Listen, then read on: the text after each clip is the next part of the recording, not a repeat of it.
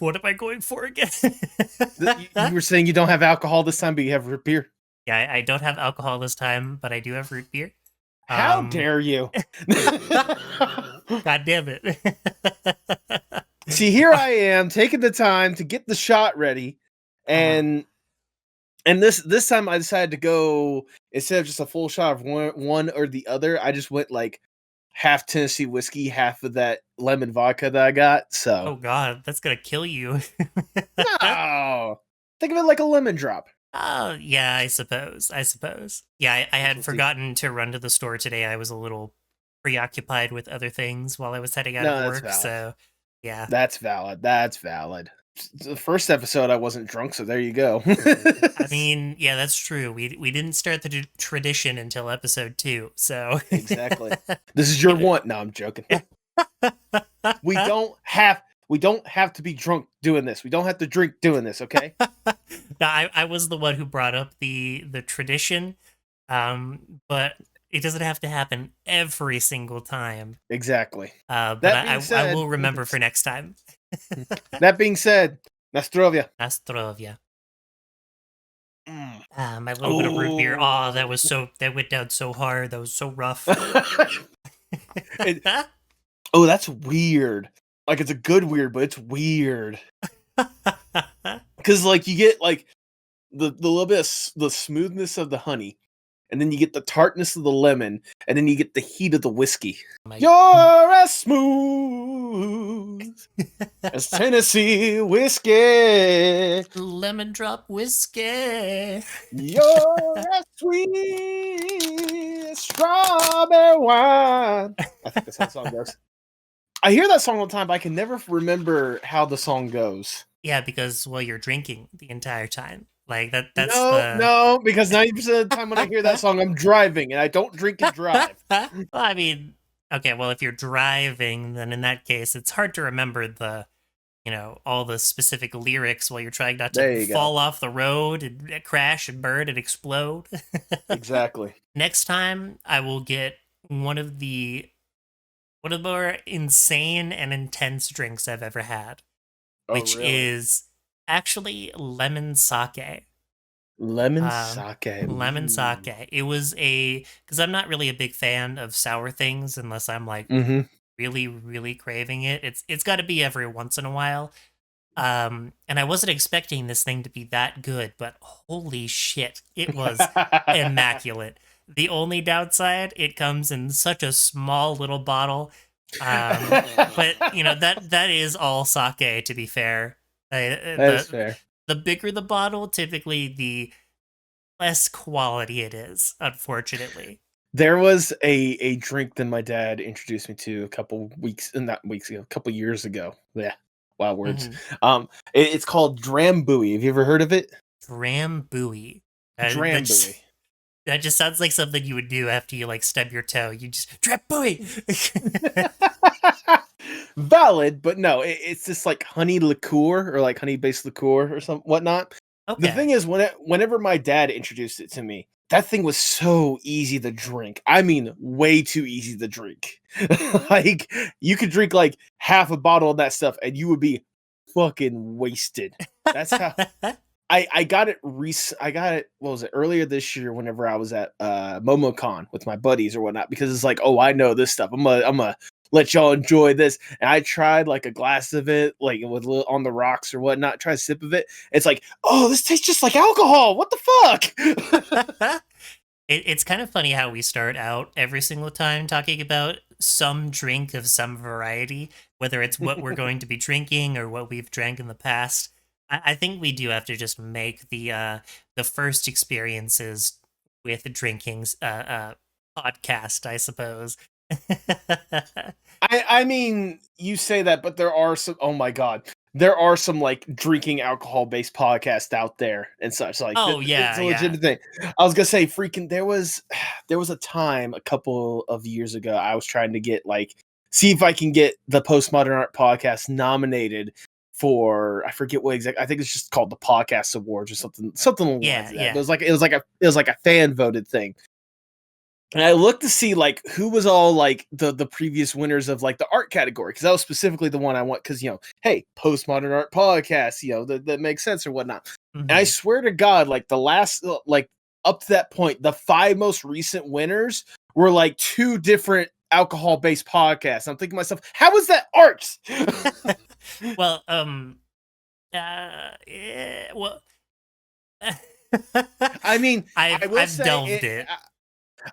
I will say in their defense, I had not heard their podcasts. I'm sure they'd probably like get into like the maybe like the science of it or like the craftsmanship behind it or whatnot. But like again, from the outside looking in, it's like, how come a alcohol podcast is the one winning for the arts podcast? Yeah, to be fair, and only in this defense, mixing or the art of mixology is still an art, and there's a whole bunch of things that you can do with drinks that not only from an inside like tangible perspective of how they end up tasting, but like Hmm.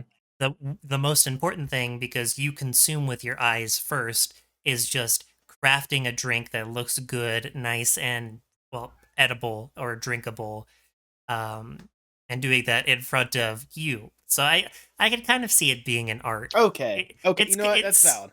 it's very similar to gastrology being, food science. Yes. But part of that science is also the human brain and how it perceives a certain food that is presented on your plate in a specific way, at a specific temperature, and a specific lighting. And that all affects how you will eat that food, how fast you'll do it, and even like, that's why they say home cooking can't be beat, is because you're in the most comfortable space. So restaurants have to aim to make your space the most comfortable that it can be. I mean, I've always been a person that says if you can prove that something isn't art, I am more than willing to listen in on it or whatnot. Give it a chance. So like I can understand that. I can believe that. I know I give like a lot of suggestions. This is going to be a broad one for who you should interview on the podcast. Okay. Um, you should definitely try to find some form of a bartender, and not just any bartender, just a very eccentric and excited experimental bartender. Yeah, one that's actually known online for their strict. You know what I'm trying to get at. How eccentric they can be. There we go. That's a good Oh way of yeah, wording it. oh yeah, yeah. It would be really cool to learn about that stuff, because Hmm. I have dedicated a little bit too much of my life to cooking. So mixology and bar mixing are a little bit outside of my field of expertise. Okay. But the one of my favorite things to do is, while they're making my drink, I will always ask, why do you make it this way? Or if I go to a bar, I'm always like, Mm. give me what you would drink specifically. It's a lot of fun to see what different bartenders come up with. Because for the most part, I think a lot of them do have fun with their job. I think the only thing that really takes them out of it is either the people or their managers. So With any sort of workplace that we both have worked in at some point, we've had to deal with that one situation of like, oh, I like this if it just wasn't for this goddamn person or these goddamn people. yeah, it always happens that way for some reason.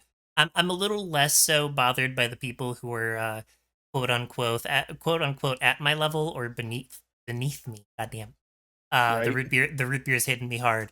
Um, and it's more of the people above me that bother me more than anything. Oh yeah, no, Um, absolutely. because I'd rather fight with the common man, like as in like I'm on their side, than with management. Hmm.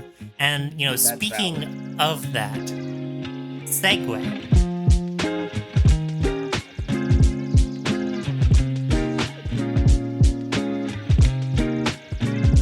Hello, everybody, and welcome to another episode of Get Connected with Iris and Nathan. I'm Iris, And I'm Nathan. and this is the podcast where we learn a little bit more about each other and you, getting connected in ways that maybe we wouldn't have easy access to. And as I've realized through 4 episodes of editing, I'm never going to get that part right. It's going to be different every single time. I mean, hey, you know what? That just shows the human side of you. The fact that you're not like basically in robot mode, saying the same exact thing every single time, like I have, for example, was saying the Postmodern Art Podcast, the podcast dedicated to giving artists who are whatever the platform they deserve. Yeah. Yeah, well, I mean, I kind of like I kind of go in for lack of a better word, I raw dog the intro every single time. I don't really think about it. It's always I always say the segue and we head right in. And Yes. Yes, queen of the segues, Iris. it's my specialty at this point. I've actually developed a new way to introduce myself in terms of the Oh. loot side of things, and it came from a joke that like I joined Buffy's stream one time, and I just they were like, "Hello, who is this?" And I said, "Hi, yeah," and that from now on is going to be the way I introduce myself for any loot stream that I do. Hi. Yeah. Yeah. That's great. I love that. There's a beauty in simplicity. Yes, there is. Yes, there is. So today we're going to be talking about, well, a spooky thing. It is Friday the 13th as this video is being released, and we Mhm. talked about this previously. We are going to be talking about body horror, or at least our Mhm. own personal experiences with surgeries, perhaps broken legs, arms, whatever.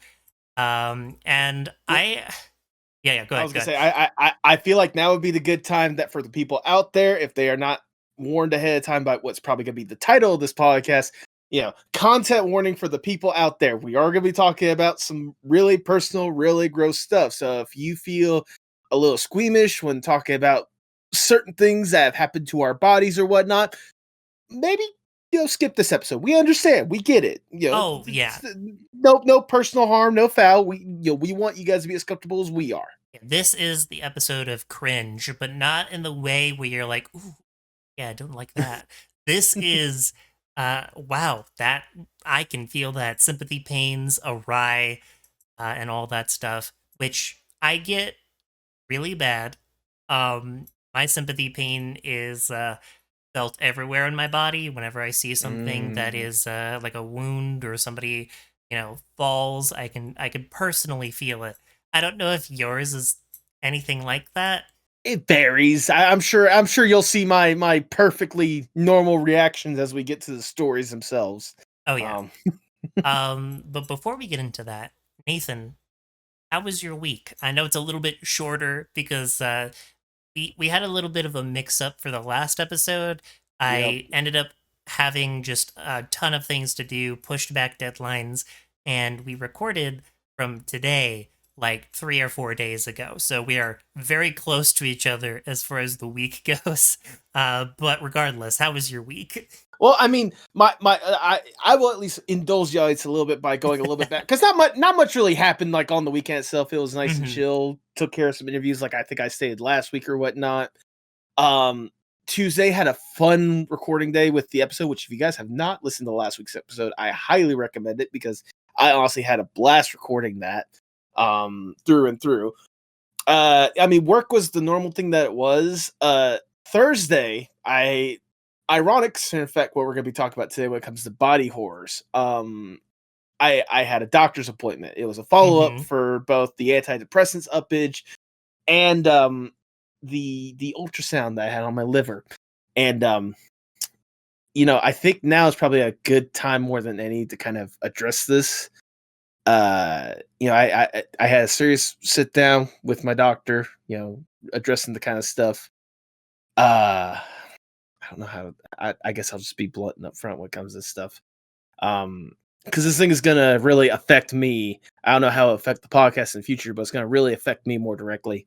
Hmm. Um, he went through, he reviewed, all the ultrasounds or whatnot, and you know, looked me in the eyes and told me that he discovered that I was fat.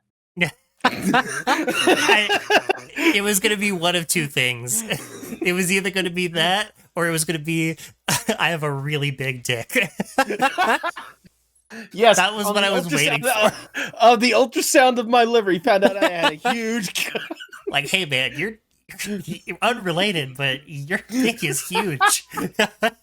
No, no. I will say, to be fair, I told that to Christine, my girlfriend, like the day of or whatnot. I scared her so badly because like I got into it, like I got into like the serious acting mode or whatnot, and I was like dead serious. The first thing I looked at her, I was like, look, we need to talk. It's not about us, it's about me, but it might affect us. So already, like, I set the mood like perfect. I felt so bad after I told her because I could like first thing she did is she took a deep breath, like, and then afterwards she's like, "No, really?" But in all seriousness, what the doctor said is like my liver is a little bit fatty. It's not like dangerous, like oh god, we need to get that thing out of there, but hmm they want me to try to like take steps now so that it doesn't potentially become worse. Because like best case scenario, I live with the fatty liver and nothing changes. There are people that live their entire life with a fatty liver and nothing bad happens. hmm Worst case scenario, I might need a liver transplant by the time I'm 40 if I don't take care of it now. Like Yeah, yeah. I I think it's better if I just address it now, watch my diet a little bit, stop snacking on candy and ice cream all the time and just like, eat a little bit better. Moderate my snackage and stuff. Like the doctor wants me to come back in December about 17 pounds lighter, like see if I can lose 17 pounds. So like 17 pounds, 4 months, that's not bad. That's not Oh bad yeah. to achieve for. Um but yeah, that's basically been my week more or less. Like the doctor's appointment was the highlight of it. And I got a flu shot while I was there. Get your flu Oh, shots, kids. oh. Um I should probably get mine. Fuck. it wouldn't hurt. It would not hurt. Um The last time I got my flu shot was like 3 years ago, I think. Almost I can't four. I'll be blunt, Iris, before, yesterday, I can't remember the last time I got a flu shot, okay? I got mine alongside my first COVID boosters when they were coming out. Okay, So okay, that makes yeah, sense. See, I mean, I got the 2 main COVIDs and I got the booster shot. I need to get a newer booster because it's been a couple years since I got the booster. yeah. Um, but I mean, regardless, like I was saying, like I can't like the last time I went to the doctors, for my yearly physical and whatnot, I had my first tetanus shot in years. Again, I can't remember the last time I got a tetanus shot. So it was Well, probably about time that I get one, I mean, Just a sneaking suspicion. tetanus is usually when you're very young, right? Like 4 Yeah, and yeah. and But I mean, like, less. yeah, but it's always good to like, update it like every couple years or every like 5 years or something like that. I think I can't remember. Yikes! I'm very far behind. No, that's what I'm saying. Like, I didn't even think much of it, but it's one of those like, at least talk to your doctor about it if you don't even remember the last time you got a tetanus shot. Um, Yeah. Yeah, that's one of the things that I have to work on, and part of my journey as far as taking a break was to also find health insurance. And that's yes. been slow going because I make just enough to not have the state health, but like not enough for everything else. So I'm definitely in a Mm. weird spot as far as that goes. I mean, I hope you at least get some form of it, just in case hey, if something fucking happens, you're not, into, both mentally, physically, and financially fucked. I was thinking to myself as far as our topic today, like I only had one major thing of body horror. I have a Oh no, same couple. here. I have a couple that I could share, that are gross for other reasons, but we'll get to that. We'll get to that. But with that in mind, Iris, how was your week like? How was your past week? So we recorded on Tuesday, and Mhm. I had mentioned that I was a little bit behind. I really just kind of fucked around all day long. So Tuesday got absolutely nothing done. Wednesday, I did a little bit better. I got everything that I needed to like listen to. I made it a light day because Wednesdays are my anime hangout nights with my friends. There you go. Um, but then Thursday happened. I feel like I Oh. introduced Thursday like it's a massive beast in the middle of the week. So I did Dun dun nothing. dun dun. I did nothing all day on Mm, Thursday. In fact, I kept telling myself that I would. Um, and something that I have been wanting to do for a long time is start an anime or like a show that I like and right. then just slowly watch it. And I started with this anime called Negima, which I don't know if I can recommend it because it's pretty weird. Um, Okay. but I came across it randomly. It's an old like 1990s, 2000s. They made a remake of it at some point. A rom-com. It's very typical, but the main character is like a magician and he's trying to hide that he's a magician, um, yada yada yada. And I was like, you know what? I'm not really digging this. I don't really like this. But Okay. I don't want to end it here and not actually find an anime that I'm going to watch on a week to week. So I started another anime. Um, this one was called I Parry Everything. Um, I parry everything. Interesting. the Is it, title it's, alone is very intriguing enough to have me sit down for 4 episodes straight, oh nonstop, God. to figure out what was happening. And then the plot fell off, and I was like, I would say I parry everything. Is that the Phineas and Ferb anime? Is that what's up? no. It's just a joke. We can move on. So the premise of this one, I could be a little bit more specific with. It's Okay. a very stereotypical main character is completely talentless. He's told by many Mm, people that he's talentless, and he loses his parents when he's very young. But despite being told that he has amounted to nothing, he trains really hard on every single thing that he can, but he masters the art of parrying things. So okay. he can never be touched in a fight. It's just a matter of him ending the fight, which is really difficult. So like 15 years pass and he's in his near 30s, which is a very interesting premise. Usually they start when they're like 18, 17 maybe for a lot of anime. Um, and it turns out that he is so incredibly strong that he is like one of the strongest characters of the entire world. Um, but the gimmick of the show is that he completely misunderstands his strength and thinks he's weaker than everybody still. And everyone else is trying to like get training from him, but he doesn't think that he's worthy of training. Um, Interesting. so it's a gimmick on an episode to episode basis, and that's where it started to get really old for me. So I gave up. Um, and then Oh no.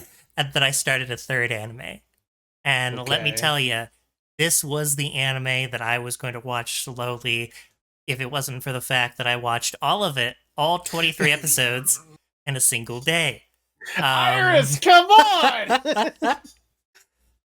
this one I can highly recommend. It was really good and it had me sobbing my eyes out. It's Okay. called 86. Okay. It has both in the title, so it's 86 numerically and 86 spelled out. Um, I would say, which is ironic, considering in fact what we talked about last week. But go on. yeah. The premise of this anime is there's the Republic of the world, as far as what we're introduced to in the first episode, and they are warring against a robotic empire. They were basically machines left behind that were supposed to be war machines, but they turned on their creators and then became kind of self-sufficient. But that's not where the main part of this lies. Uh, the Republic is made up of 85 districts of people.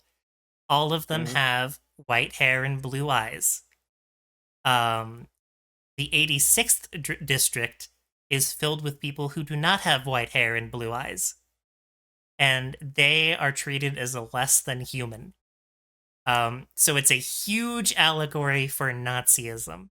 Yeah, I was gonna say I'm sensing a certain imagery when it comes to mind. The more you talk about this stuff, Mm-hmm.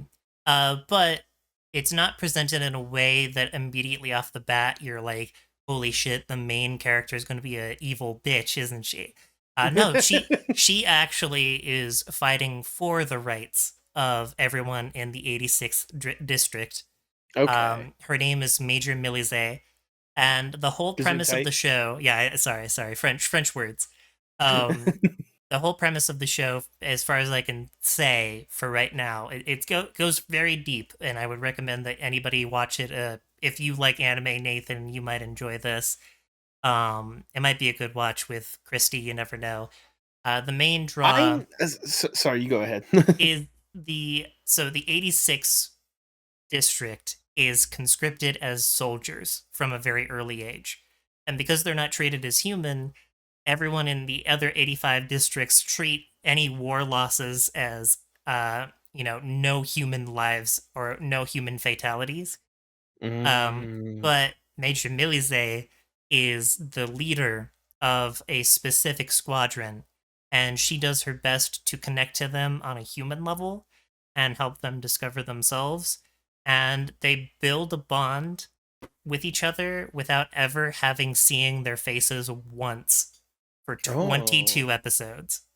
interesting. Okay. Okay. And it's really good. It's 2 seasons right now. I'm sure there's going to be a third one because it is fucking a banger, like really fucking good.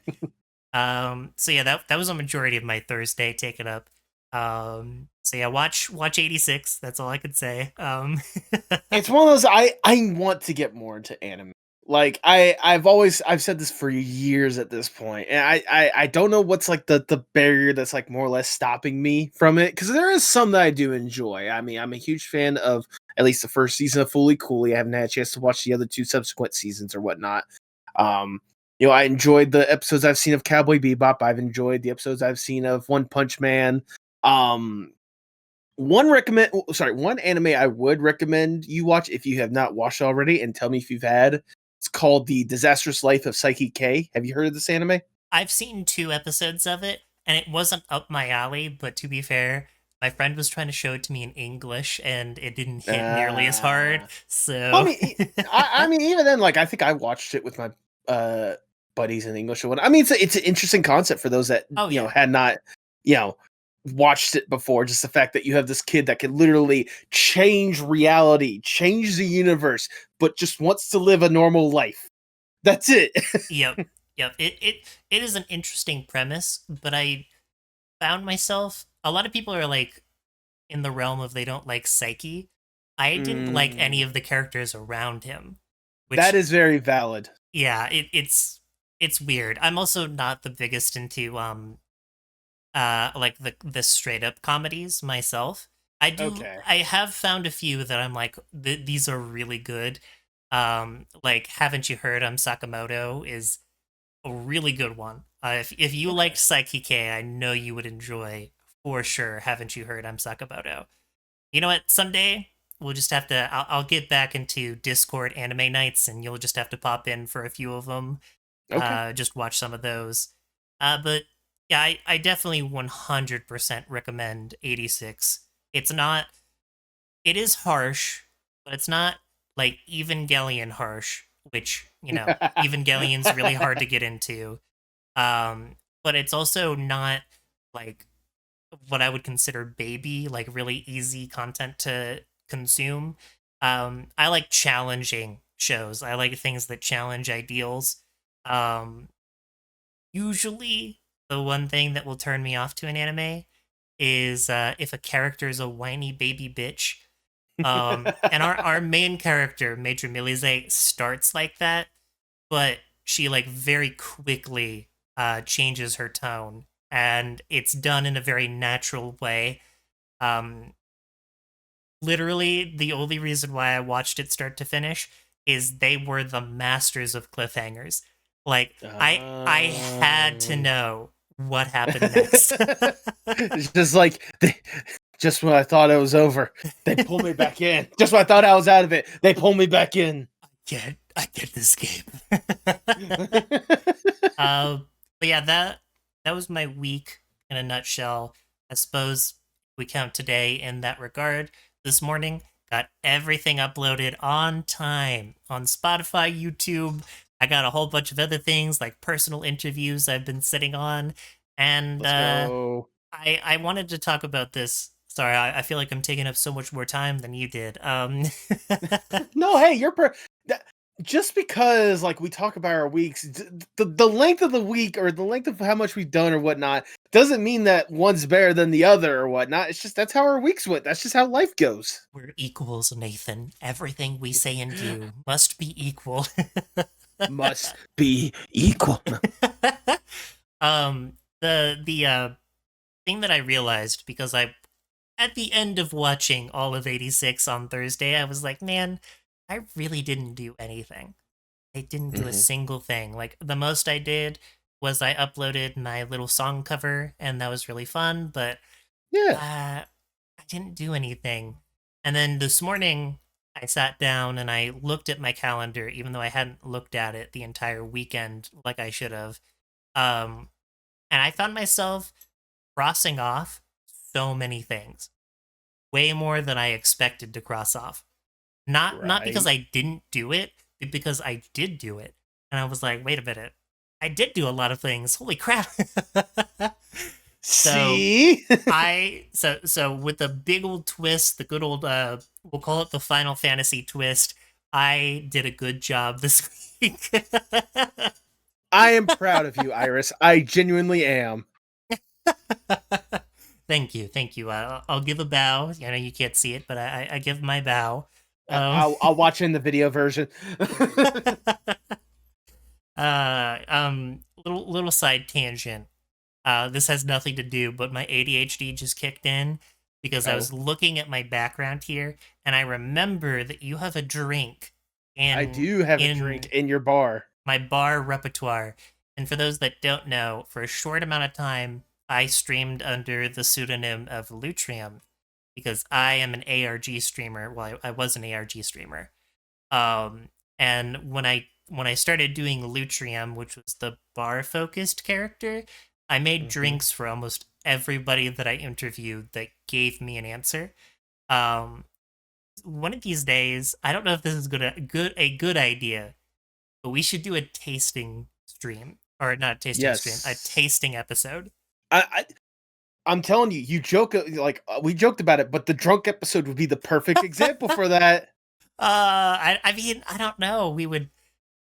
It would have to be a flight of things because I don't think we would be able to drink every single combination that there is on the menu. Um, Not with that attitude. oh goodness gracious! I mean, heck, one of them is already a flight, so that's gonna be a shit ton of alcohol. Yeah, yeah. I mean, Anyways, mine was fairly simple. What was it? It was Goldschlager with I think a mint leaf and an orange slice, if I remember correctly. yep, yep. I don't know if we'd be able to recreate it. I believe that when I told Buffy about all of the drinks, they took the liberty on a lot of the designs. But it would be Mm, cool to bring it pretty close to uh, that concept. Um, the one that I want to try, the familiar, it was the one that Mono made. Um, okay. it has a bunch of ingredients that I can't name off the top of my head, but the main ingredient to that one is your own blood. All right, let's get this shit over with. It's only a few drops, but the concept of it is like it is a drink that only you can drink safely because it's your own blood, of course. Yep, Um, yep. but in a like meta sense, if you were to give it to somebody else and consensually they drank it, it's like they pledged themselves to you in a way, hence the familiar. Which it's a So very what you're creative drink. so what you're saying is we need to start the Get Connected cult. I don't know if we can continue along this line of thinking.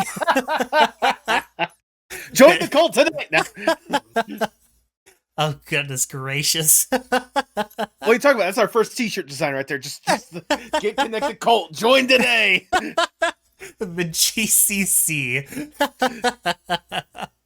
Fuck, we have to start thinking about merch soon. In At other some point, news, yep. completely.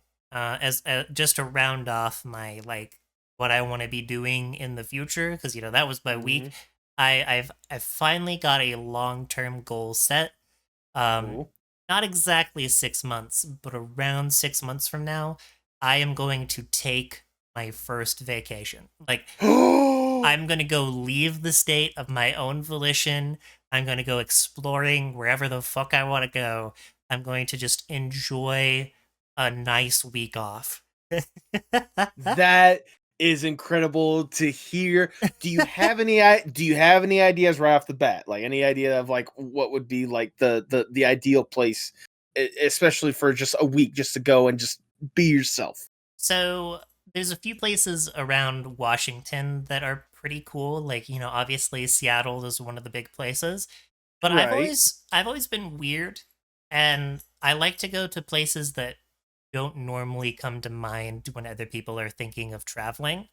That's Um valid. I was actually taking a look, even though it'd be really fucking cold, like direct northwest Washington, right on the coast, as far as you can go up to some of the fishing villages up there. Um, Yes. I think it would be awesome to explore. Granted, I don't know if my car would make it that far, so we're still planning that. Or I would go all the way across the country, and I Okay. would go visit Inch for the first time, I think. Yes. That's if that is if that you do go with that, that's the episode that we need to have you and Pinch and me and Christine all for the same episode. So like I would be with Pinch and we would be Yes. discording. Okay, okay. Because I was gonna say Yes. Georgia's still pretty far away from New York, so Oh yeah, no. Obviously, it's like you would be with Pinch in Discord. I would be with Christine, like on this end or whatnot. You be with Pinch on your end or whatnot. okay, okay. Yeah, that would Yes. be a lot of fun, I think, to go. So I have multiple reasons why I would want to go to New York. One, of Right. course, obviously, is Pinch. Obviously. Second is like I know that the East Coast as a whole has a lot of food culture, but Yes. ain't no place like New York. Like so much deep-seated culture with food, and I want to experience something brand new that I've never tasted before. I have wanted to go to New York for a while now just to visit. Like, because keep in mind, I've spent most of my life in Georgia. The farthest north I've gone is Illinois. So it's, north and then west for me, not east. So I haven't been up to, the New England, northeast area or Mm-hmm. whatnot. Like, the closest up the East Coast I've gone is like South Carolina, if that gives you an idea. Yeah. So I haven't had a chance to really like explore up there. There was at one point I was planning to do a road trip. It never materialized, but I wanted to do a road trip to where I would drive up to Pennsylvania, visit a couple buddies in New Haven and Philadelphia, head over to New Jersey, see a couple people there, like Tipsy, because she lives up in New Jersey, and then Mm-hmm. head up to New York, meet a bunch of people up there, like Sasha, because I know Sasha's up in New York. Mm-hmm. Um, and just experience that all within like a week, and then just take that drive back. Like that is something I'd like to do at some point in the future. I don't know how close in the future it'd be, but that's something I'd like to do. The next big trip I have in mind is I'm gonna be going down to Orlando with a bunch of buddies of mine to do MegaCon uh Mm. in February. That's a weird time of the year to go. I know it's Florida, but that's still really cold. I mean, relatively because okay, I'll say relatively speaking, yes, but also no. So fun little side tangent side story, but I kind of illustrated this with the Yeah. sign spinning story or whatnot. My mom lived in Orlando, so like I would go there for summers. I'd also go there for like around Christmas time and whatnot.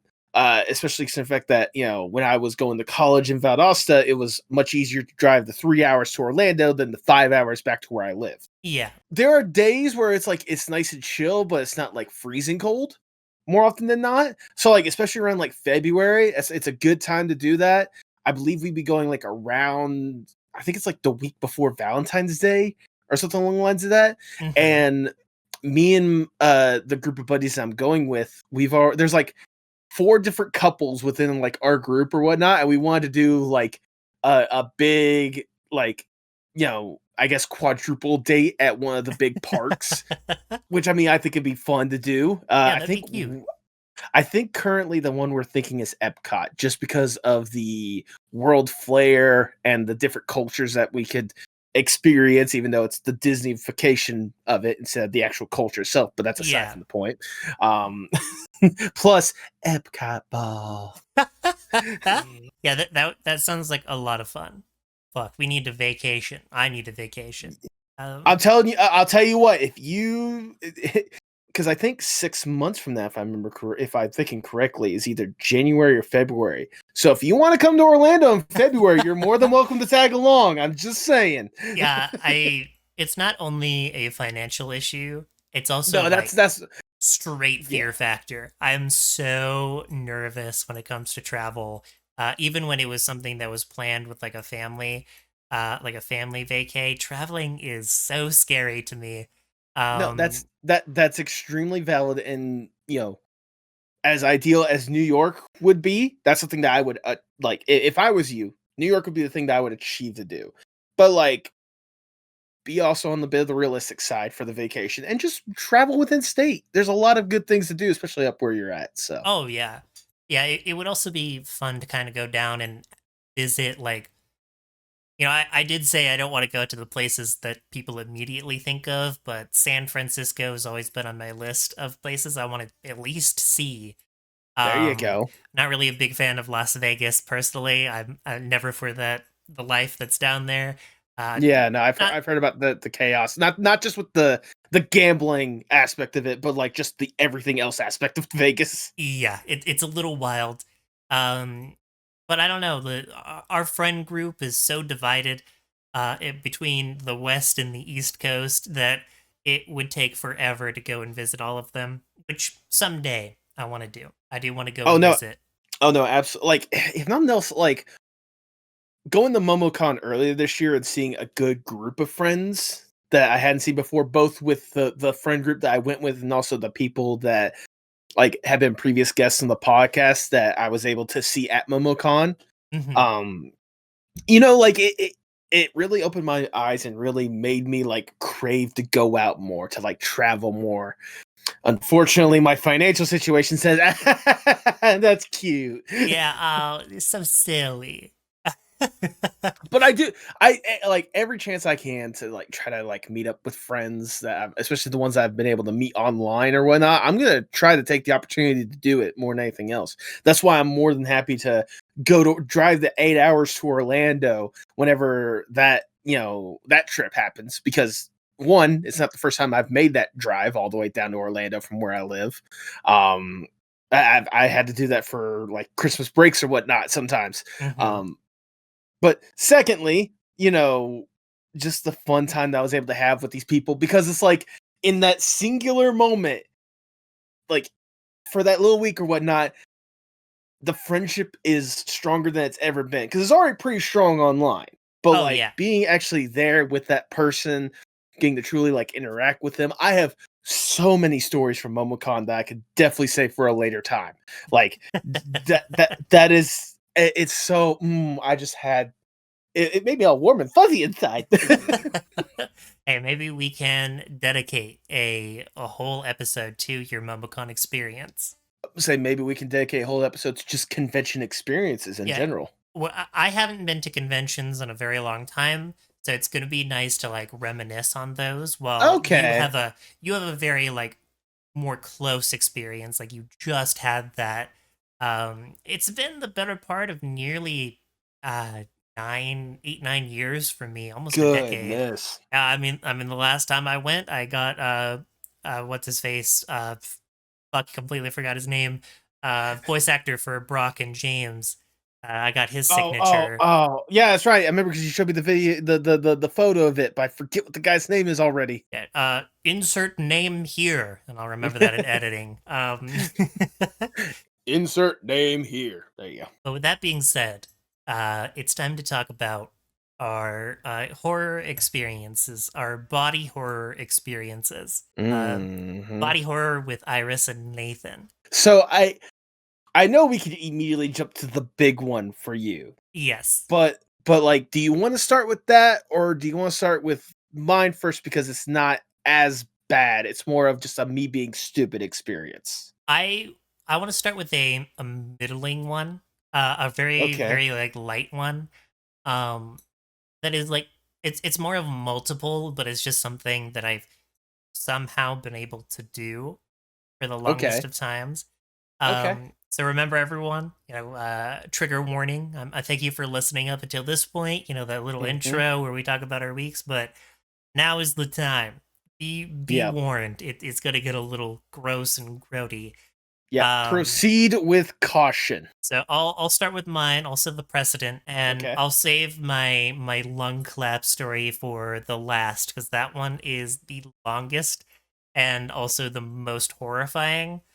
Um, so I'm a normal person, and as a Okay. normal person, I have accidentally somehow, some way, gotten warts on my body. Okay. I usually Fair. get warts on my feet, whether it be because I worked too hard in the sun and basically had the equivalent of athlete's foot, or like a year and a half ago when I was working for the place that flooded, and I had to work the entire time, so I was working in wet socks. Right. I've Right. had some bad feet experiences.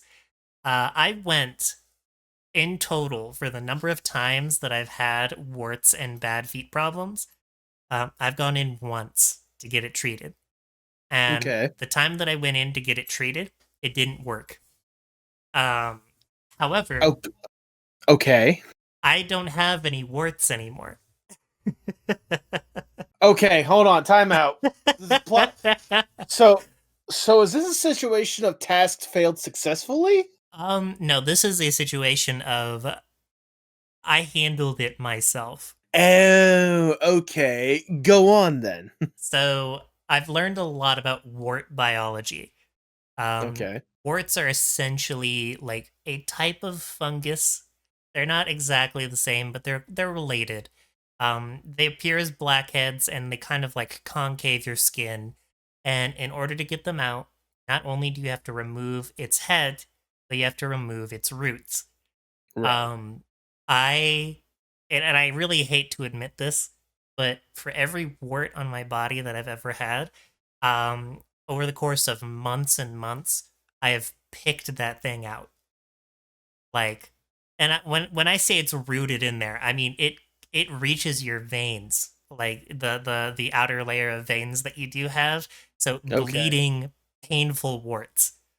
Um, I have removed every single one by hand. Goodness. I mean, don't get me wrong. I've had because you were talking about the feet, and I'm thinking to myself, oh yeah, no, I've had that happen before or whatnot. I remember there was one time when I want to say in college, I think it was.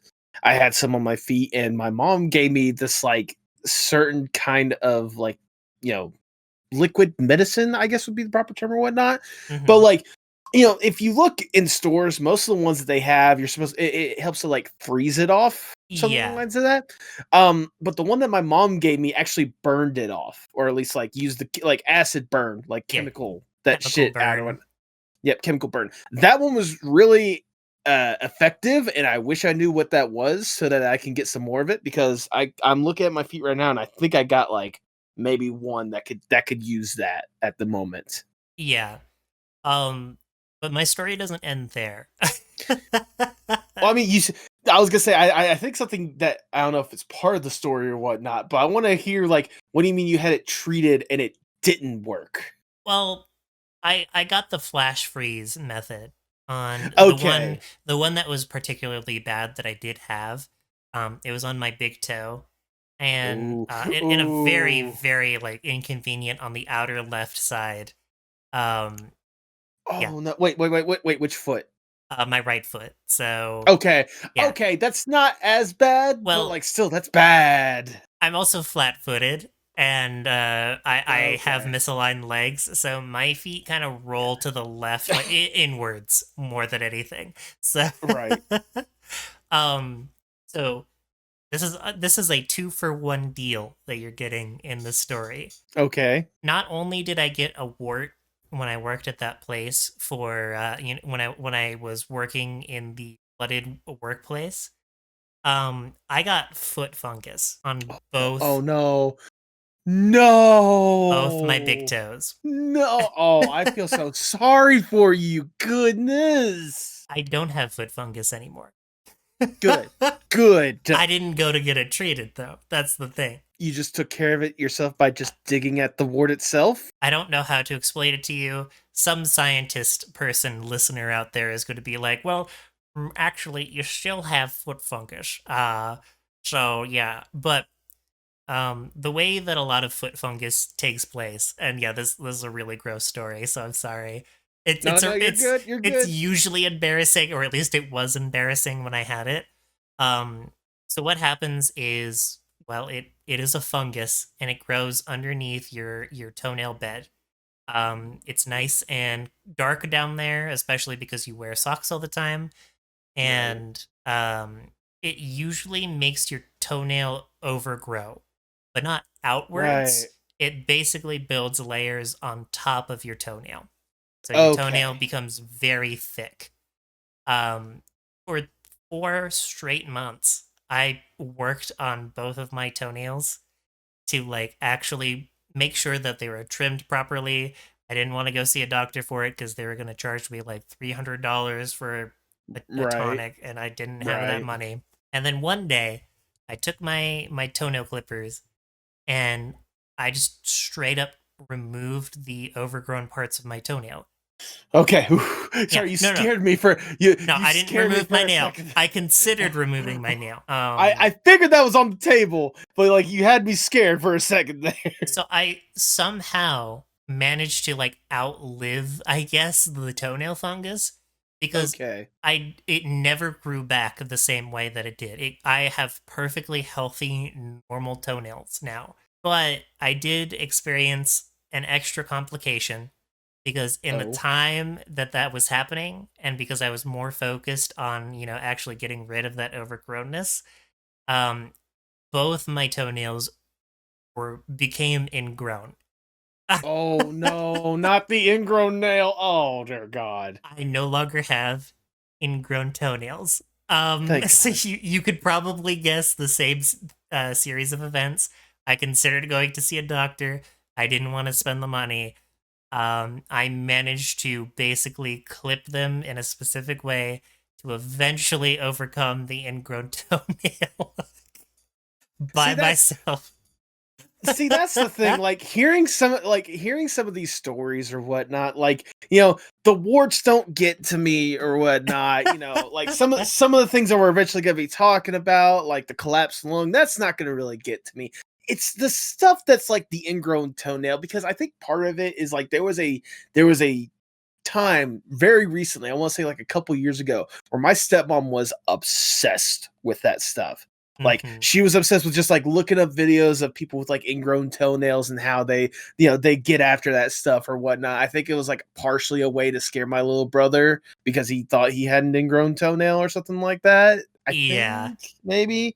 Um, but like there was just like several times where like I would just see her like look at that video. I'm just like, no, no, like no, Yeah, let me tell you, they aren't pretty. Um, no, they're not. yeah, it was incredibly painful. And it I was don't doubt actually that. very recently. This happened like not a few months ago. Like right around the time I considered like, well, right when I stopped streaming was when it was Hmm. at its worst. Okay. It was so very painful. And I like here's the thing. I looked it up. I WebMD'd it, even though I knew I could only take it with a grain of salt. And every website told me, no, you can't do this. No, this is impossible. Go see a doctor if you have issues with it. But I don't know. I took care of it myself, and they're okay. My Tootsie Wootsies are still Tootsie Wootsies, so like. All right, someone clip this moment. So if something happens years later, we know why. She was found dead Knock at the on wood. scene. It's no, it's gonna end up being like that one episode of Courage the Cowardly Dog where like he's fighting against like the overgrown foot, if you remember that villain or that Oh, monster of the week or yeah. whatnot. Like you're just Oh, gonna yeah. become the foot. You're just going to become a giant foot. Stupid dog, you made me look bad. And then fucking I come out of nowhere. Yeah, by the way, I should mention, I did that. If you have insurance at home right now and you are somehow, some way going through the same thing that I did, don't solve it on your own. Go get some like actual professional help as far as that goes, because even the simple things can turn into something really bad. Um Yeah, Iris just got super lucky. Yeah, I don't know how I do it. I just fight off all the ailments, all the fucking parasites and shit. I don't know how I do it. Goodness. You know what? Oddly enough, I think after that we need a palate cleanser of a body Okay. horror story. I started So I'm us gonna off go. strong. Yeah, you started us off strong. So I'm gonna start with one that so I'm gonna go with like the big one that I have, the big body horror story that I got. Okay. And believe it or not, technically everyone that has ever watched anything from me or anyone that's watched an episode of this podcast could technically see the results of that body horror. And I will illustrate by leaning into the camera. So you see how Yep. my lip, how the cleft right here has like this weird like piece of skin over it or whatnot? Mm-hmm. Like you kind of see it? Yep, Like I see it's it not there. like it's not like a perfect like clean cleft. Like it's one of those like you see it's you can see the extra skin. Mm-hmm. I was not born with this. This was something that I gained because I did something stupid.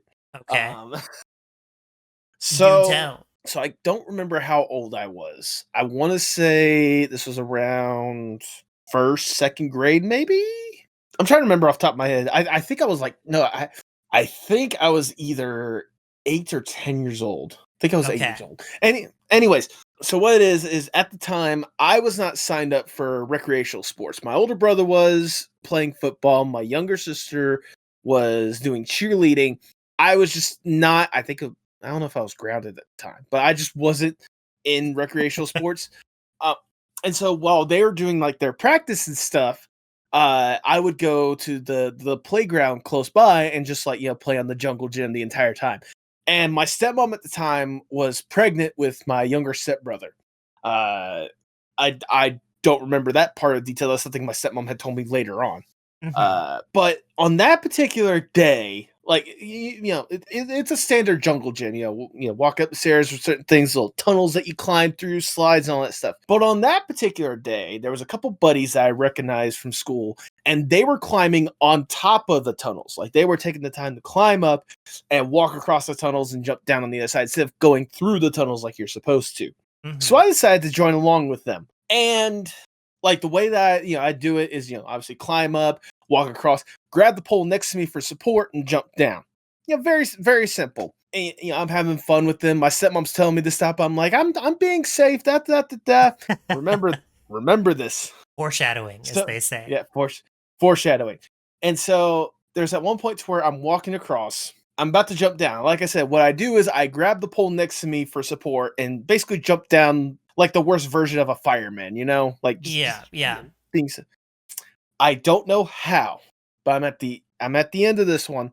I go for the pole and I miss. And I don't just miss, I just go whoo, like I put all my energy into that swipe for the pole. When that happened, started losing my balance. And I fell down and I fell face first. Oh. My center of gravity is like, ha ha, your face is going down, boy. I fell face first onto the metal grates that was at the base of this Oh. thing or whatnot. Instantly busted this open. Mm-hmm. I You can kind of see it, but this tooth right here, I jammed the gum of it, Oh. like because there was a wood chip that just so happened to be there. I don't know if it like pierced through the skin and jammed at the same time, but either way, like it caused that. Plus, I also lost a tooth that day, but that tooth was already loose. Like it wasn't like it wasn't Yeah. it wasn't a result of that. It was just a byproduct of that in that Yeah. situation. But yeah, no, it's one of those. Like I said, I basically gave a French kiss to the metal grates down below, and Oh. and the lipstick was very loose, if I do say, because it like blood was just like basically dripping out or whatnot. Yeah. Went to the bathroom to clean up a little bit. My stepmom, I think she was trying to make sure that someone was able to get like my brother and my sister so that I could be taken to the hospital. I was lucky because so whenever we got to the hospital, I don't know. At the time, I hated needles. Yeah. I'm not a huge fan of them now, but Mhm. especially back then, not a big fan of needles. Luckily, at the time, I don't know if it was something that was just recently developed or whatnot, but they had this like glue-like stitch that they had just Mm. for whatnot. So basically, like for like 2 weeks or something like that, I basically had like a glob of goo like right here, like solidified, but it was like a glob of it right here where my cleft is or whatnot. So it felt weird for a little bit, but at the end, this is the result of it that you see, ladies and gentlemen. Mhm. So that's why you need to, if if for whatever reason, if the audience today is listening to this, please use the playground equipment as instructed. Don't try to improvise and do something silly. I like how you said this was gonna be a palate cleanser, but I feel like I cringed a little bit more than you did when it came to my story. Like, well, that's why I said, like I said, like when it comes to stuff like this doesn't affect me as much because I mean, one, I went through it, so it's like I've had time to suppress those feelings in the back of my head. Um, Yeah, yeah. but like, secondly, because like that was just one of those like it got taken care of fairly quickly, and like yeah, you see the results, but it's not like I'm having like constant issues to where I need to get this thing like repatched every year, something along the lines of that, or like some sort of like fungus is growing right here, something along the lines of that, you know. Way to rub it in, thank you. I'm Y just saying. Something that I've found from a YouTuber, but I know this is from something else that I've always kept with me for as long as I can remember when I talk about my scars. Mhm. I always say, "Chicks dig scars and glory lasts forever." So, There you go. you Well, on top of that jungle gym is just proof. You know, you were on there and you did that every day until you fell. So, well, it wasn't every day. It was a one-time thing, and I fell from grace really fucking quick. Okay. Listen, I was trying to fabricate a cooler version of that story. I I appreciate it, but I'm just laying out the facts. This is us being real right now, all right? Yeah, And I yeah. really have this scar right here for it. Speaking of scars, I will Okay. show this for everyone at home, and I'll send it to you, of course. I have a scar on my right eyebrow, like upper right eyebrow area. Really? So this was probably one of the worst like open wound scenarios I've ever had. Thankfully, because it could have been way worse. Mhm. Um, I this was when I was living with my parents, but this is still fairly recent, like within the last like 6-ish years, 7-ish years.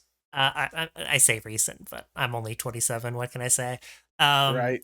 I we had a shower that had a like sidebar where you could set down like your soaps, your shampoos, whatever you needed to. But for some reason it was slanted, so we weren't actually able to use it for that purpose. So it whenever you Mm. showered, it became like a forgotten addition to the shower. And I was doing my thing, showering like normal, getting all clean, as VTubers do. And I remember I was like, ah, shoot, I need to get my legs. I've washed myself off, but I forgot my legs. I go down really fast. I don't know why I decided to go down as fast as I did, and I smashed my head into that little sidebar. And it wasn't like a gentle, like a skid pass. I full force hit that thing, and I could hear the thud like echo Oh the goodness. bathroom. And I was like, ow. I remember saying, that hurt. That stings. And I was like, okay, well, I just hit my head. It's fine. Just one of Um, those, that there's in that moment. Oh, that was smart. yeah. I stood up and I was like, oh, okay, ouch. And I was like, okay, I still got to get my legs though. I bent over to get my legs, and I was pooling blood from my head. Oh no. Oh And I was no. like, oh, this is bad. So I cleaned up. I called my mom, my dad, and I was like, oh, does it look bad? And I swear my mom almost fainted when she saw it because I hadn't looked in the mirror yet. I was still like trying to hold pressure onto it. Um, Hmm. this was a good like almost full inch. Oh, so it wasn't deep, right? It was just like maybe a quarter inch deep of a wound. Okay. But this was nearly a full inch wide Oh goodness. open wound. And I like was also terrified of needles at the time as well. It's funny how needles are scary. Um, even though they're so useful. Um, coming from a trans girl. So my dad went through and he found a one of those little butterfly band-aids, the ones Okay. that are meant to like actually help close wounds. They're just designed that way. He puts like it's like six on my fucking wound because I didn't want to Oh. go to the doctors for it. And somehow we managed to get the bleeding to stop, and it did heal, but it did leave me with a wicked scar, which I will definitely show on screen. It's a little faded now, but it's definitely a testament to my stupidity and even in showers are you not safe. God. It's Oh funny man. too because that was one of my fears made manifest. Um, Oh really? I am, or at least I was at the time. I was terrified of like the prospect of hitting my head in the shower, but like falling unconscious. Okay.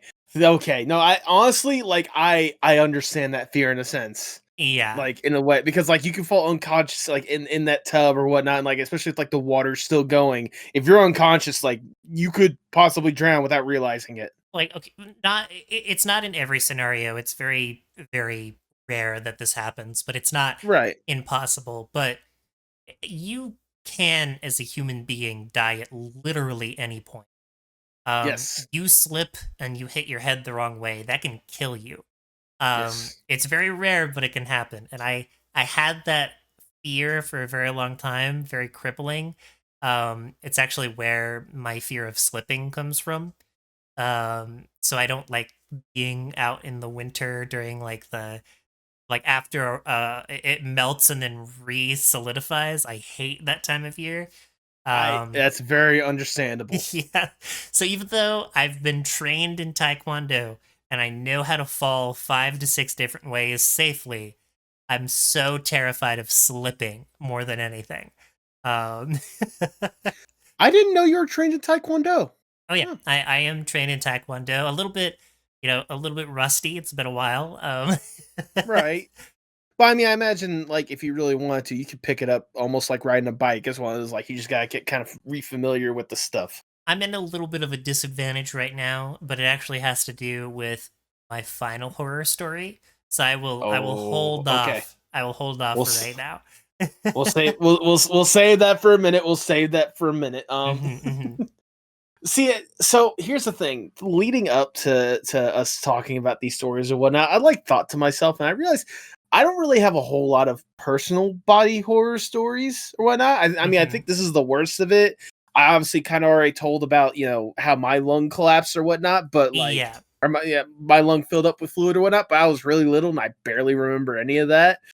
The only thing I vividly remember about that entire experience was two separate things. One, I remember the hospital that I was in. Yep. Wonder because like kid me is like, oh, this is a cool place to be or whatnot. Yeah. While you're like, Not real. And then I remember not too long afterwards, I think we had like a doctor come to our home, I guess to like check up on me or whatnot. And I distinctly remember there was at one point that she had to like get some blood from me. And hmm, so like she got the vein right here or whatnot, like just stabbed it, like got a little blood or whatnot. and then she had let go, and I remember that a little bit of blood squirted out of me. Um, that is the that is the only. I mean, you can understand why something like that kind of sticks with a person, Yeah, you know. yeah, I get it for sure. I 100% understand. But like I said, most of my like horror, body horror stories are not for me personally.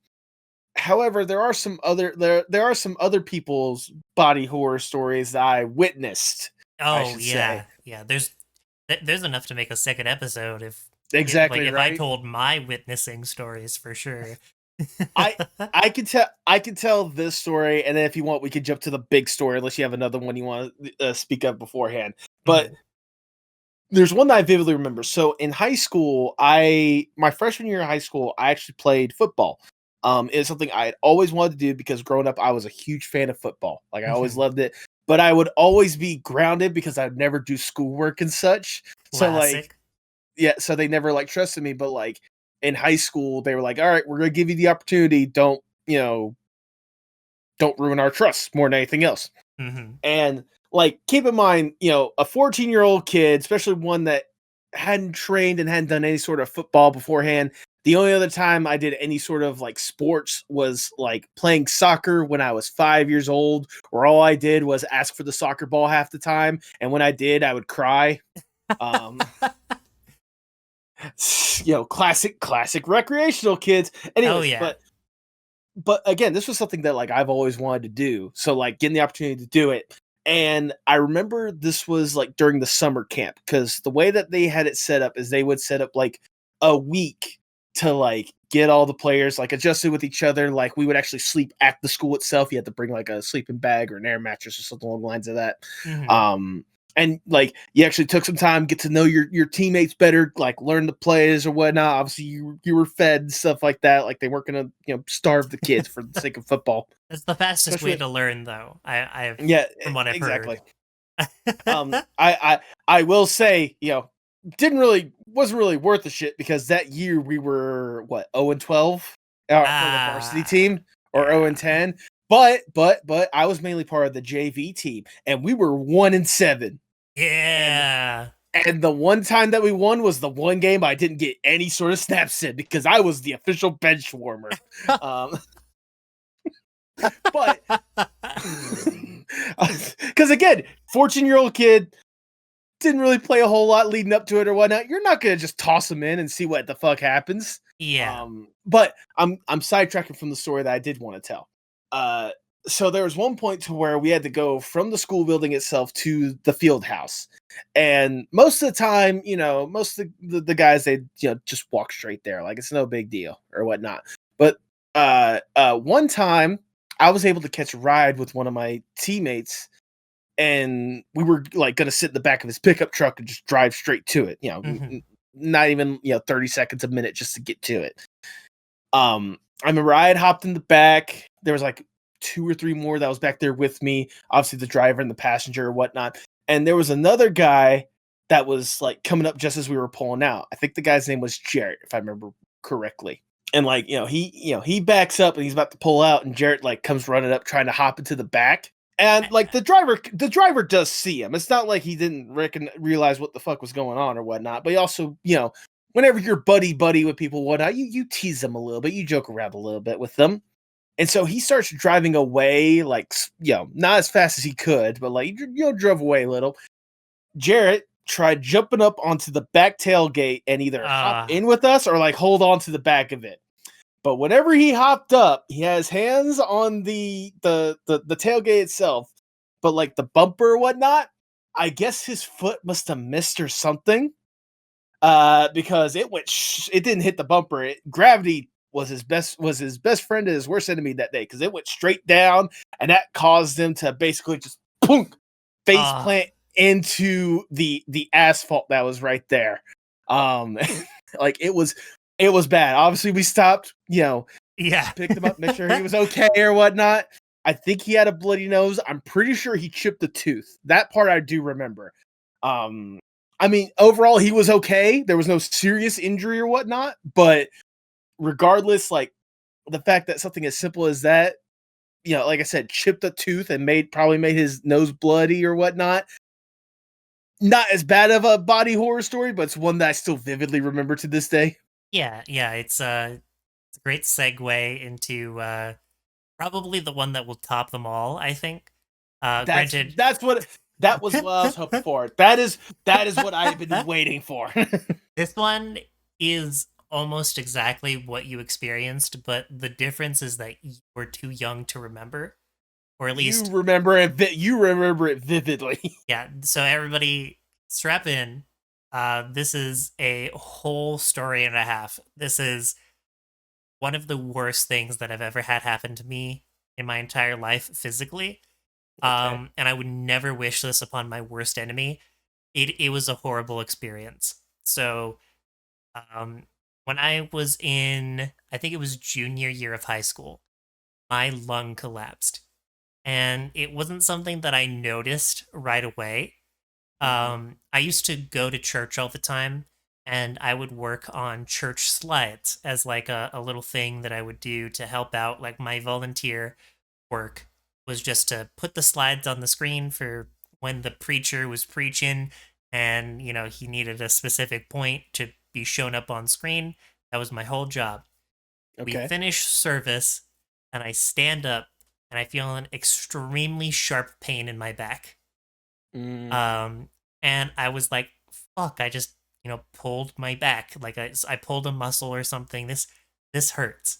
And my ex at the time, when we were in high school and still together, she was like really worried about me. And I was like, it'll be fine. It'll be fine. Like, I'll just rest 2 or 3 days. I should be back to normal.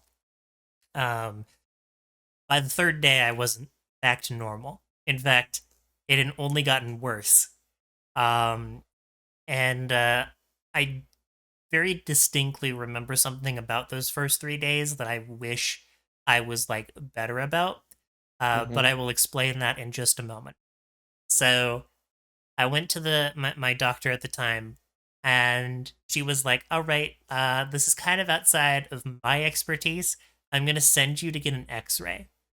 So we, same day drive to get the X-ray. I get all my chest scan in, and the doctors were like, "Yeah, if we see something, we'll call you within 24 hours." I kid you not. Within 10 minutes of us getting home, I was immediately called back to the ER, because they knew my lung collapsed. They instantly saw just how bad it was. Okay. So the thing that I really should have noticed and paid attention to, and I feel so stupid, was I could. It's gonna sound so bad. It even makes me kind of cringe. So buckle your seatbelts. It's gonna be a wild one. I'm Um, in for the long haul with this one. Let's go. when you inflate a paper bag and it makes that little click, like when it uncreases, it like pops out a little bit and makes a noise. Right. I could hear that in my sleep. I could feel Oh. that inside of me.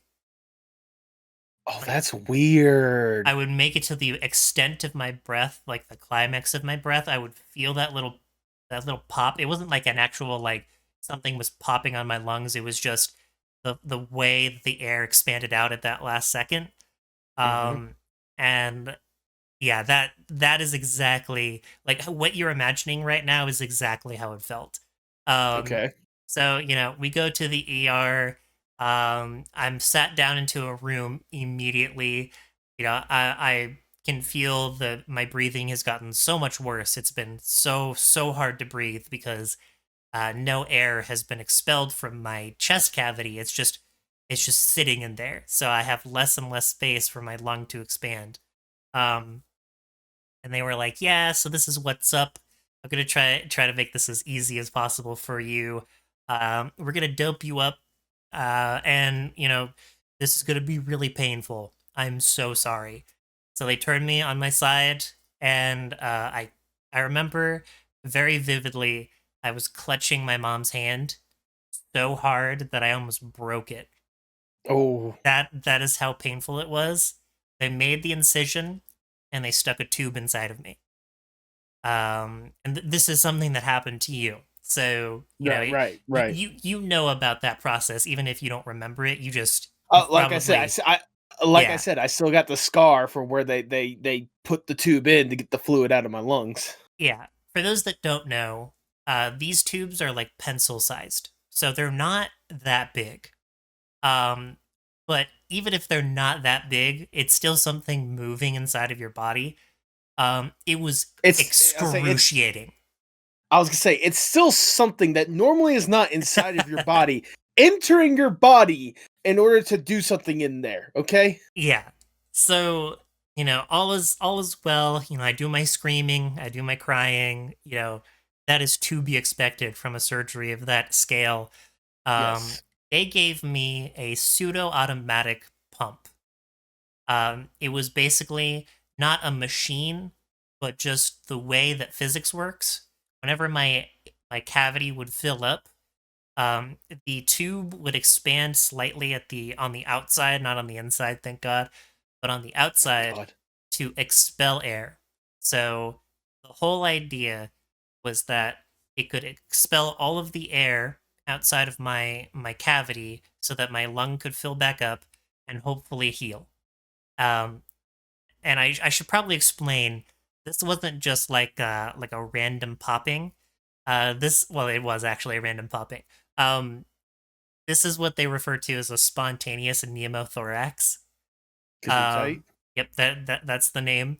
It's when your chest or your lung kind of like has a small slit, like a tiny little itty bitty baby slit.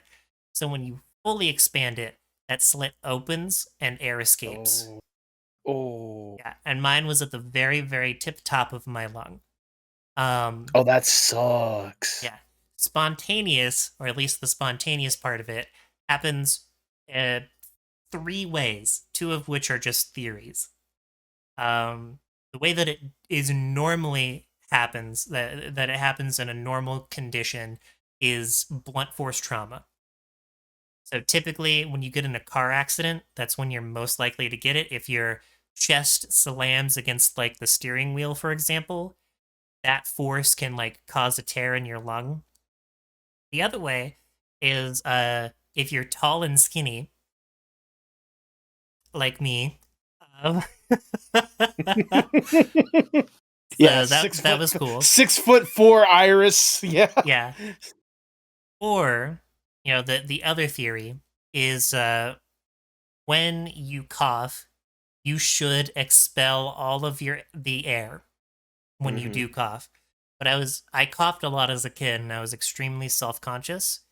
I would hold my coughs in, Oh. which Oh. if you know Oh. how a like engine piston works when it fires, it's basically that concept, but your lungs aren't a piston, so that air has to go somewhere. So it was more than likely a combination of the two. I might have started coughing when I stood up, and that could have caused the tear in my lung. Anyways, just a little explanation of the spontaneous pneumothorax itself. I get home. It's an excruciating week in bed, completely bedridden. Um, but for the most part, things seem to be getting better.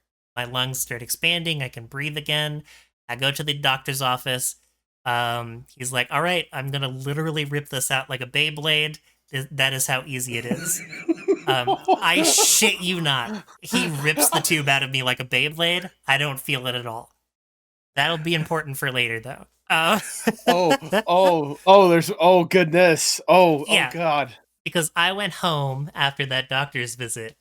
And my dogs were there. They were so happy to see me. Oh my goodness. I bend Right. over. Oh fuck, I feel the pain again. Oh no. I got another sharp pain right in the same spot. Turn to my mom and I go, I have to go back to the ER. we sat Oh no. we sat in the ER for 6 hours. God Um damn. How much? because Okay. I I'm gonna go ahead and say so. I know about in especially in recent times. Yeah. because there was a period of time where my dad was experiencing like horrible pains in like his stomach, like and like his gut. It eventually led to him getting his gallbladder taken out. Yeah. And like it was bad when he was dealing with that pain. I mean, it's one of those like he would sit in the tub for hours because it was the only time he felt an ounce of relief from the pain. It wasn't much, but it was better than nothing. He lost so much weight because it's like he didn't want to eat, and he didn't want to eat because he was afraid it might trigger like that pain again or Yeah. whatnot. And part of that is the long waits in the ER. So I can only imagine for you, considering the fact you had already gone through The first all that time, bullshit, going through that first time, and you had that pain. I can only imagine 6 hours. That pain had to be horrific. it the pain wasn't bad, but the fear was. Um, Right. because the longer I sat in the ER, the harder it was to breathe. Um, which, fun fact, despite all of that, spontaneous pneumothorax or collapsed lung is like lowest ER priority. Which is why I had to wait for 6 hours. Tummy aches, that whatever. Somebody above me on the pain threshold, like I don't know if they need surgery immediately. Yeah, sure, they're going right away. Mhm. Collapsed lung, fuck you, I guess. Let's see. Let's see. Collapse lung. You're still breathing. Yeah, yeah, it's fine. Um, so to make that long story short, I get into the operating room again. They, instead of me being on my side, they lean me forward. So Okay. I'm leaned forward, and they insert the next tube. I almost vomited on the spot because of how much air they brought out. Because this wasn't a pseudo-automatic pump; this was a machine pump. Okay. They gave me the big guns, um, and they put it in wrong. Oh God. Wait. No. No. How- it's your job. How can you fuck it up? Yeah, not only was I sitting there and I had an ER tech, um, like literally unable to find my veins. Like she poked so many holes in my arms that I practically Oh had no no. spots left. They put in that tube wrong, and this is the most horrifying part of the story, in my opinion. Like if it wasn't Okay. already horrifying already. I Yeah, no, remember. I'm sorry. You go on with your bit. I'm sorry. Sorry, Oh, go you're on. fine. You're fine. So I was hospitalized for a better part of 2 weeks. I was stuck in that hospital. They had me on max pain hydrocodone before they swapped me to morphine, and that remember that paper bag feeling I explained to you from previous. Right. So with this automatic pump, I could feel everything.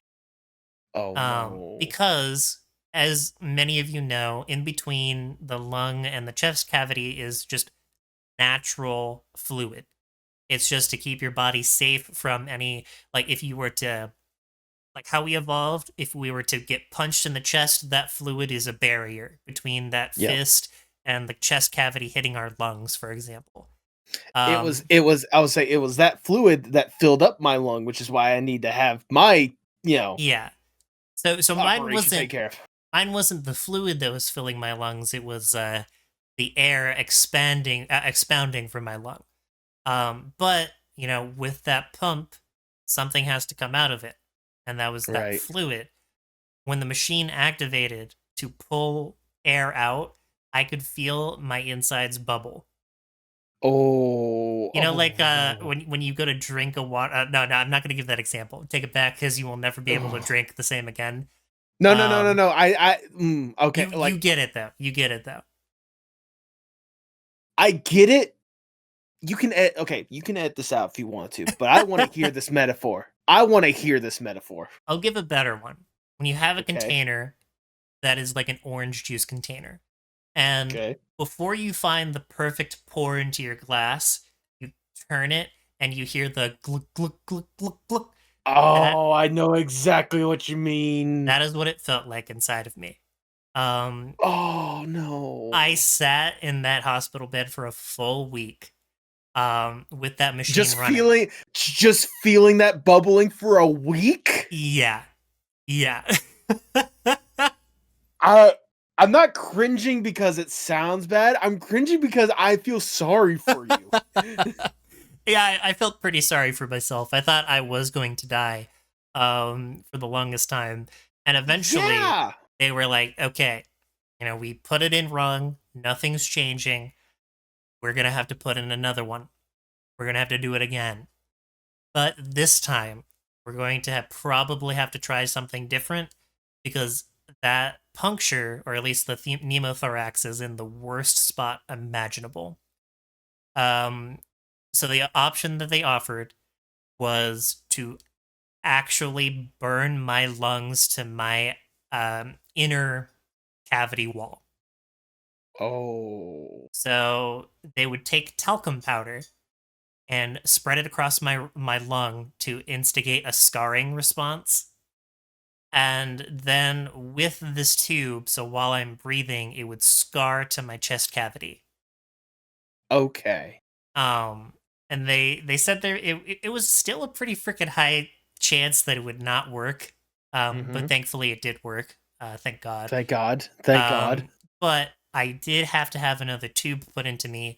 This time, the size of 3 pencils, Ooh, which doesn't okay. sound Yeah, like a yeah. lot, but that is like But that significant amount more width. I mean, could I mean, considering the first tube that you talked about, which wasn't that big, compared to now, like what, this or something along Yeah, the lines of that? it Yeah, quite literally that big. this Um, big. I was in unbearable pain for that specific tube.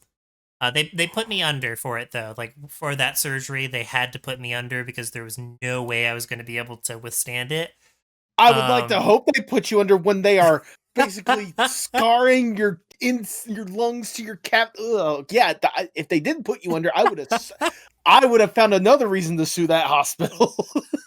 I remember after the surgery and after I woke up, and it wasn't nearly as bad. They did put it in properly. An actual technician was there, like specializing in pneumothoraxing or Good. thoraxes.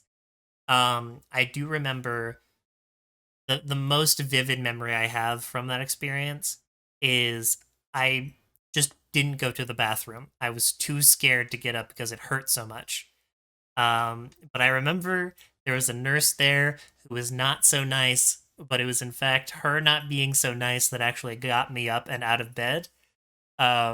She said, "You have two options. We can either put a catheter in you or you're going to die if you don't Damn. get up and walk." And I was like, "Well, I guess I go better get up and walk then." Just like, look, it's either you walk in there, we shove a tube down, that thing, you or know. you die. Fuck it. All right. God damn Yeah, it. I got up. It was really painful, but the longer I walked, the easier it was to bear. And then eventually, the day came. They were gonna rip me out like a Beyblade once more. But this time he told me this is going to hurt a lot. Was he uh, right? I remembered every single second of him ripping that tube out. Oh no. It was absolutely vile. I have all of my scars still on my side.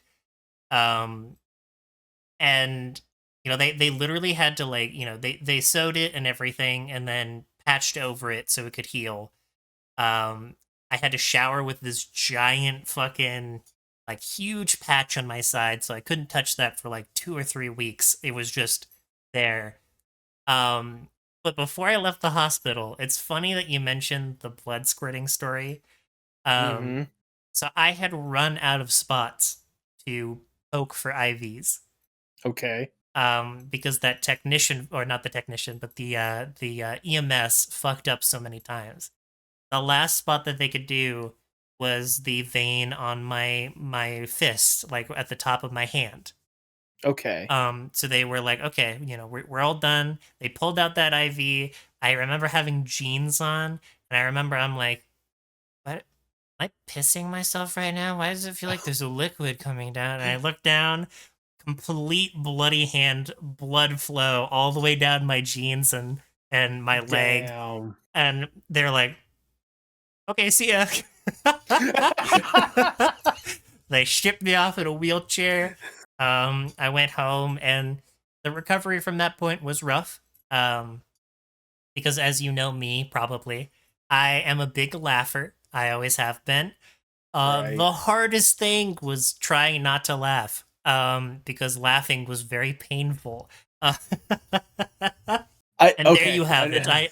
I bow once more. That was a hell of a story. If I just got to say, I've said my points throughout and such. I can only The imagine the audio waveform is going to be like at least 15, 20 minutes of me talking. I mean, to be fair, I added my little bits in there, so Oh it's not going yeah, to oh be just yeah. pure silent.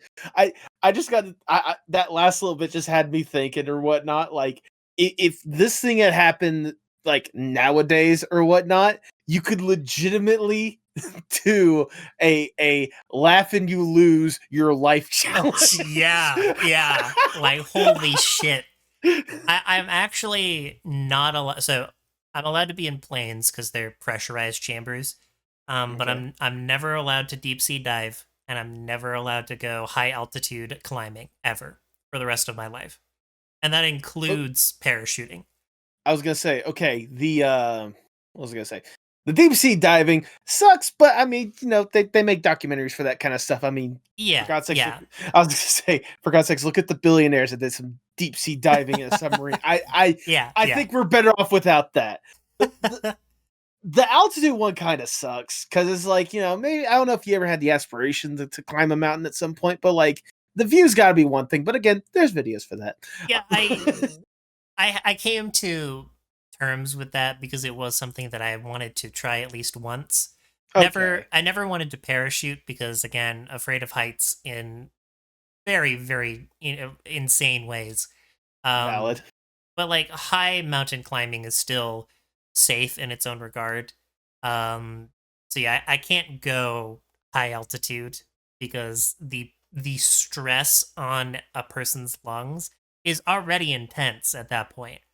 And the fear is like something like my scarring could like start to really take a toll on me. um Yeah. and hell, even like nowadays when I get sick with the cold or like a chest cold, I feel it. I can still feel it in that lung. um Actually, like last year I got so sick to the point where I went back to the ER Oh because no. I thought it collapsed again, and they were like, "Oh yeah, you're fine. Like just go home, take some medicine. You just have a cold." And I was like, "Okay." And then they were like, "Here's your $1,500 medical bill." I was like, "Okay." Ba- basically, the to quote the infamous Jim Cornette, "Thank you, fuck you, bye." Yeah, thank you, fuck you, bye. I went in at 3 a.m. and got home, and I was like, "Well, that sucks." Oh And then, goodness. no joke, I was better the next day. It was so surreal.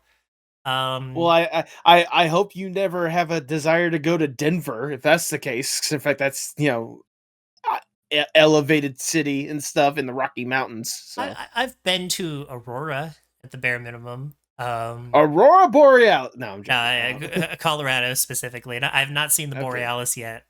Um, but yeah, that is my body horror story, the one to top them all. I'm sure Yeah, there is so much worse. Like I have not I've not witnessed it, but there are so many like ACLs tearing that are also just as bad. Um, but I can't think of another person in my life that I've witnessed a wound of this caliber. So I mean, I told you my story and I showed you my yeah, scar, yeah. but that's Until nothing now, compared to until what now. that was like. Yeah, like I said, like I had the scar, but I never like yours is way worse than whatever the fuck I dealt with. Jesus Christ, I wonder if it's because of how young I was that maybe it was a lot easier to take care of it than say your situation. But even then, like Oof, good lord. I didn't cringe because of the body aspect of it. Because I mean, there are certain aspects of that that like is that were out of your control Yeah, or yeah. whatnot. I was cringy because I felt bad for you the entire time. I Ah, felt yeah. horrible with how miserable you were throughout the entire experience. Like I know body horrors aren't exactly supposed to be these fun up stories and whatnot, but still, I mean, oh, I didn't even talk about the worst of it. Just to go on a like a slight quick tangent of all the things that I experienced. First off, I had oxygen, but they told me that despite my lung being collapsed, I was breathing at 95% efficiency, which is insane. Really, really good, even for like a normal person. Um, right. I mentioned that I was on the highest dosage of hydrocodone. Um, I am very aware of hydrocodone. My dad yeah. loves himself some hydrocodone. So I actually like a big phobia as far as drugs go comes from that experience because Understandable. at first the hydrocodone did nothing for me, but then as my body got used to the pain, it got way worse in the drug department. Um, I woke up in the middle of the night and I thought I was going to die one of my hospital nights. I was Oh, hallucinating. I could see things crawling on the walls. It was bad. Um, oh God, no. so and then after that, that's when they put me on the morphine, and everyone was like, "Oh, you'll love the morphine, darling. You'll love it. It makes you feel so." um, I was allowed to click the button every 3 minutes. I Mhm. clicked the button every 3 minutes. Um, and I remember there was a lady who came in. I think she was like a minister, like a pastor of some sorts, just to pray over me or something. And she asked me what day was it, and I named a day from the month prior because I was so out of it. And I don't know what it was, but they laughed because it was funny. They're like, "Aha, she's so doped up." But to me, it felt like I was going insane. Like I just lost all sense of self. Um, Oh, that's fucked it's up. pretty fucked up. I don't blame them for laughing, but Right, um, right. Like I for them that like they're not obviously the one in your position dealing with all that pain and getting high off of morphine so you don't feel the pain as much. They just think, "Ha, ha, ha, look at the druggie." yeah, if I wasn't, already on a path of like drug sobriety at the bare minimum, that would have like solidified that I would never take drugs in my entire life, Yeah, unless it good. was prescribed, of course. Maybe weed, like some form of marijuana. By the way, I shouldn't smoke. So I can't do any of that shit anyways, because of my So lung. edibles got it. Yeah, edibles are the only thing I could do. Um, I think I for was that, I, I just don't like feeling dumb, you know? Like I don't like that feeling of feeling super stupid.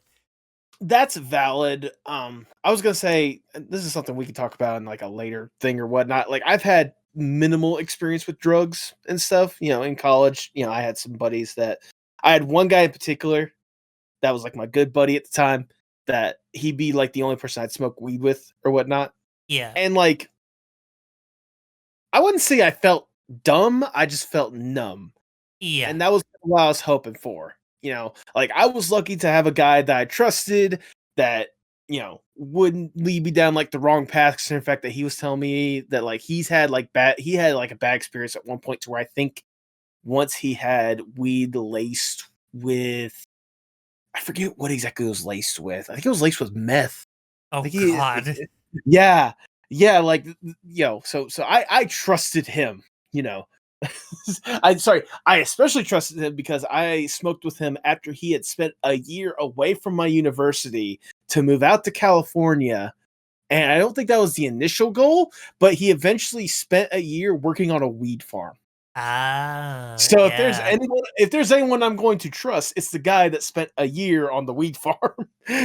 Yeah, there's not been anybody in my like current life that I trust enough to smoke or not, well, not smoke, but have edibles with, except for maybe like Chance. I think they're the only I one. I figured Pinch would have been up there. I don't know if they partake in it per se, but Uh, Hinge likes to get crossfaded, and crossfading is yep, something yep. that I never want to do. I don't know how anyone finds any joy out of that. And you know what? Different strokes for different folks, right? Oh yeah, 100%. Like getting drunk is one thing because the process of coming buzzed is it is fun and loosening of itself. Pushing beyond that to getting drunk is like, okay, this is all I'm doing for the end of the night.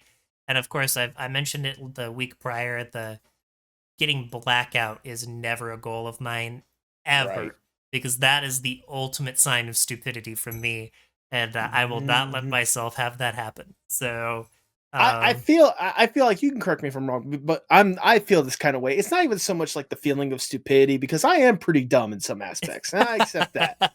It's the fact that, like, especially in a situation like when you're taking drugs like that, or when you get blackout drunk, it's the fact that you lose control. yeah, You yeah, know, it's a control thing for sure. Yeah, exactly. Like for me, like I don't want to get to the point to where I have no control over what I do. Yeah. I don't want to feel stupid afterwards because I didn't handle the situation. That's what it is for me when it comes to stuff like that. Definitely. That is like actually one major aspect of the whole me not liking the morphine thing is like I feel like I didn't have control over the dates that I was saying. I just Mhm. started saying the date and a bunch of other things that I said while I was on morphine. Um so I again anybody out there who's like, "Oh man, I love morphine. I wish I could get more." You do you. I'm going to enjoy, destroying my warts at my own capacity and not going to the hospital as long as I can possibly muster, because hospital stays or suck. I don't do drugs. I get high on life and warts. I'm bleeding right now out of my feet. This is the most painful thing I've experienced in recent years. Not going to the hospital though. That needs to be the teaser. That needs to be the short that we All right, I'll keep that in mind. All right. I think that's the end as far as my horror stories go. I have a few others, but I think that's a good ender for this podcast episode. There's no way I could top that story whatsoever. I'm not that I'm looking to top your stories, but there's no way I could top that story. So I can't think of a better way to end the episode today than with that.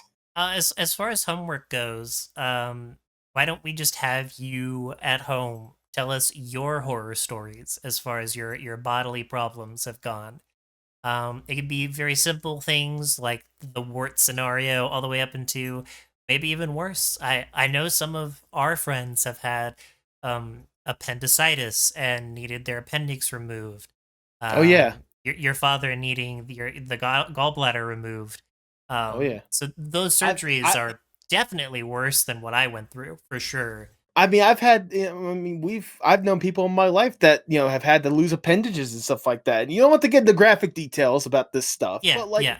if you feel comfortable sharing with us, we'd like to hear about the stuff you guys have gone through because everyone has their own unique experience and maybe a learning experience, maybe not, but it's always nice to know that like especially out there are people that deal with this kind of stuff and are able to come out stronger at the end of the day. Yeah, I'd say that's the ultimate goal is out there are people like you that make you feel less crazy. Not everything is unique to you. And I know that sounds mean to say, but like it is kind of comforting to know that you're not the only one that goes through things.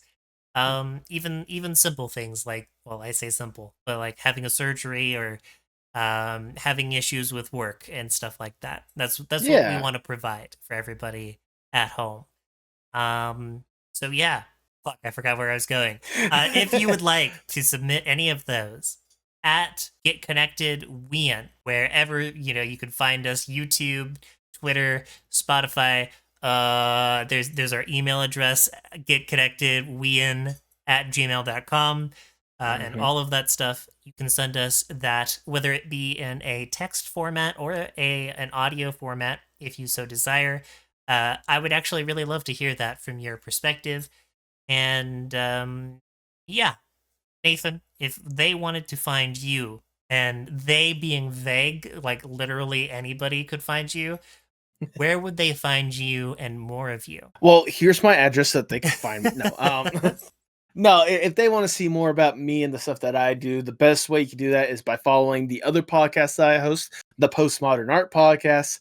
And the best way to follow that is, YouTube, Spotify, Apple Podcasts, wherever you find fantastic podcasts, or just look up at Postmodern Art Pod, either on Twitter, Instagram, Blue Sky, TikTok, all fit most social media platforms. I'll be there and you can learn more about me. Iris, if people want to know a little bit more about you, or at the very least want to say that they feel sorry for the story that you told today, where can they find you? All right, so the first thing you want to do, you want to go to YouTube. You're going to search up Post Mod Art Pod, No, no, no, no, and no. I then already gave my, no, no, no, no. I gave my plugs. It's your turn. well, no, you can also find me. I was interviewed on the Postmodern You Art did. podcast. You did. You know what? You did have an episode on there, and I would recommend that, if possible, you should link that in the description of this episode so people can find it a lot easier. Yeah, you know what? Fuck it. I'll also link my double dose episode that I did with Nathan, where we talked about podcasting. Yes, And that was a really fun episode. it was. Actually, if you watch that episode, it was kind of the sparkings of the concept that me and Nathan would eventually run a podcast of our own. So, but anyways, Ba-ba-da-ba-ba-ba-ba.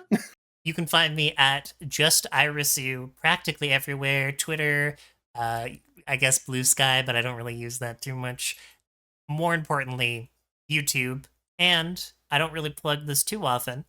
You can find me at LootVT on YouTube and Twitch, because I'm about to get back into the swing of things, as it were. And I'm going to be Let's uploading a go. lot of interesting content. The ideas have been a flowing, so keep an eye out for that. But I think that's everything we have for today. I mean, Thank you, everybody. I'm sorry. Oh, sorry. I thought you wanted me to add something before No, you, no, no. you went No, on. no. Go. Thank you, everybody, so much for watching. I've been Iris. And I've been Nathan. And until next time, Get, stay connected. I fucked it up. Do we need to do it again? Thank you, everybody, so much for watching. I've been Iris. And I've been Nathan. And until next time, Stay connected.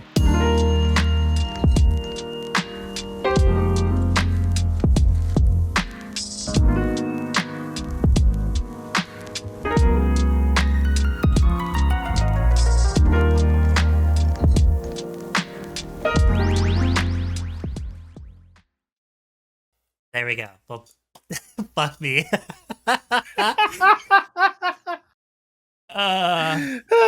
Got up to it. I'm like, I'm gonna say the line correctly. I'm gonna say it correctly.